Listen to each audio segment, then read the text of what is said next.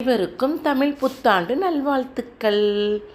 நாம் அனைவரும் இந்த வருடத்திலிருந்து எதை நினைக்கிறோமோ அது நல்லவையாகவே நடக்கட்டும் என்று நாம் இறைவனை நாம் பிரார்த்தித்து கொள்வோம். நானும் உங்களுக்காக ஒவ்வொரு நாளும் பிரார்த்தித்து கொள்கிறேன். ஓகேவா? வாழ்க வளமுடன். ஹரே ஓம் நமோ நாராயணாய நமக. ஸ்வயம்பூ சம்புராதித்ய புஷ்கராக்ஷோ மகாஸ்வனக அநாதீனிதனோ தாதா விதாதா தாதுருத்தமக. நான் பாலகோபாலா பக்தை லதா பேசுகிறேன். அனைவரும் சப்ஸ்கிரைப் பண்ணுமாறு வேண்டிக் கொள்கிறேன். என்னுடைய அருளை பெறுவதற்காக நாம் பார்க்க போகும் திருநாமம் 37வது திருநாமம். அது என்ன பேருன்னு பார்த்தோன்னா ஸ்வயம்புகு. பொருள் மீனிங் என்னன்னு பார்த்தங்கன்னா, தான் விரும்பியவாறு தோன்றுபவர். சொல்லும் முறை, நமக்கு சொல்லும் முறை ஸ்வயம்புவே நமக, ஸ்வயம்புவே நமக அப்படின்னு சொல்ல வேண்டும். இப்போது இந்த திருநாமத்தினுடைய பெருமைகளையும் கதைகளை பற்றி பார்ப்போமா? வாருங்கள், கடைசி வரை பாருங்கள். இது நம்ம கிருஷ்ண பரமாத்மாவுடைய ஒரு குட்டியான லீலைகள்.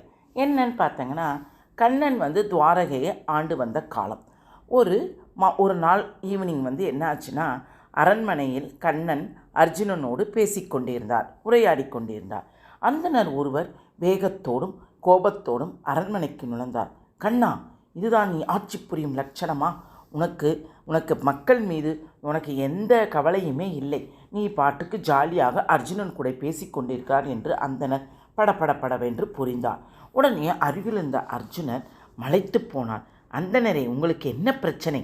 ஏன்னா அவர் கண்ணனை திட்டுறாருன்றதுனால இவருக்கு அர்ஜுனனுக்கு கோபம் உங்களுக்கு என்னத்தான் பிரச்சனை என்று கேட்டார். என் குழந்தைகள் எல்லாம் பிறந்த உடனே இறந்து போகிறது, இல்லை மறைந்து போய்விடுகிறார்கள். இதுவரை 5 பிள்ளைகள் எனக்கு பிறந்தார்கள். ஒவ்வொருவரும் பிறந்த அடுத்த நொடியை காணாமல் போய்விடுகிறார் அர்ஜுனா. ஆனால் அரசனான கண்ணன் நாட்டில் இந்த சம்பவத்தை பற்றி கவலை கொள்ளாமல் உன்னுடன் கதை பேசி கொண்டிருக்கிறார் என்றார் அந்தனர். நீங்கள் இதை பற்றி கண்ணனிடம் முறையிட்டீர்களா என்று கேட்டார் அர்ஜுனன். ஒவ்வொரு முறையும் குழந்தை மறைந்த போது கண்ணனிடம் முறையிட்டேன்.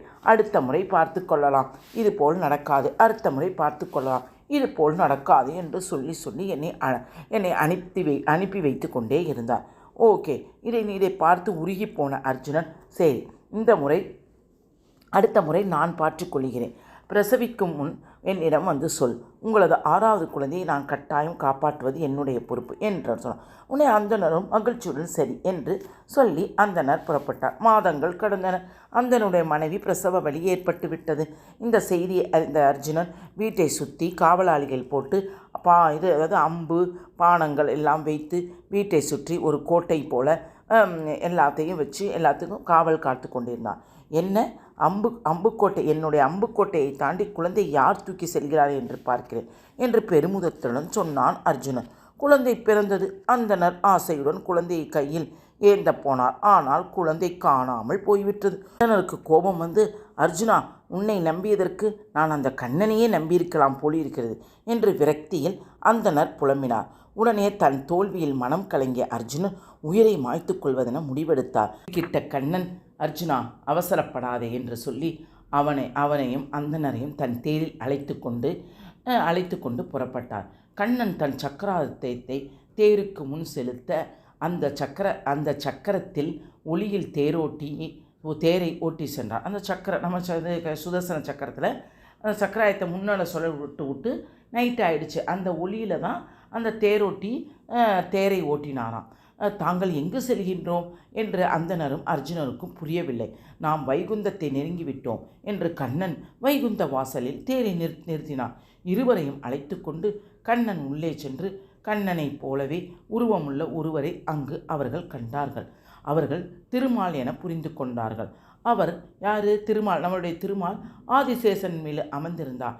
அவர்களுக்கு அருகில் பூதேவி, ஸ்ரீதேவி, நீலாதேவிகள் அமர்ந்திருந்தார்கள். கண்ணனை வருக வருக என வரவேற்றாள் ஸ்ரீதேவி. நீ தேடி வந்த குழந்தைகள் இங்கே தான் இருக்கிறது கண்ணா என்று புன்னகையுடன் தெரிவித்தாள் ஸ்ரீதேவி.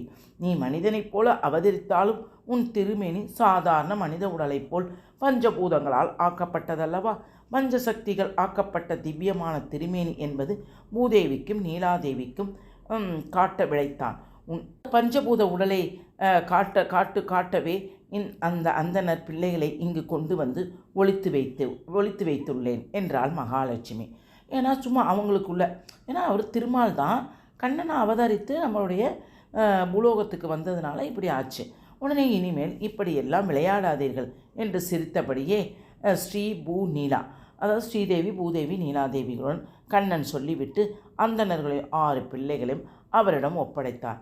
அப்போது என்னன்னா, இந்த சரித்திரத்தில் மகாலட்சுமி சொன்னது போல பஞ்சபூதங்களால் ஆன மனித உடலை போலல்லாது திவ்ய மங்களமான திருமேனியை தனது விருப்பத்தால் எம்பெருமான் எடுத்துக்கொண்டு அவதரித்தால் தான் அவரை ஸ்வயம்பு என்று அழைக்கப்படுகிறார். அதுவே சகஸ்ரநாமத்தில் 37வது திருநாமம் ஸ்வயம்புவே நமக என்று தினமும் ஜபம் செய்பவர்கள் குன்றாத இளமையுடன் ஆரோக்கியத்துடன் திகழ்வார்கள் என்று இந்த 37வது திருநாமம் சொல்லப்படுகிறது. அதனால் நாம் அழகாகவும் ஆரோக்கியத்தாகவும் இளமையாகவும் இருப்பதற்கு ஸ்வயம்புவே நமக ஸ்வயம்புவே நமக என்று நாம் இன்றிலிருந்து சொல்லலாம். ஹரே கிருஷ்ணா. நாம் இன்றிலிருந்து இந்த ஜபத்தை நாம் சொல்லி மகிழலாம். பிடித்திருந்தால் லைக் பண்ணவும், ஷேர் பண்ணவும், சப்ஸ்கிரைப் பண்ணுமாறு தாழ்மையுடன் வேண்டிக் கொள்கிறேன். அதுவும் கிருஷ்ணனுக்காகவே. வாழ்க வளமுடன்.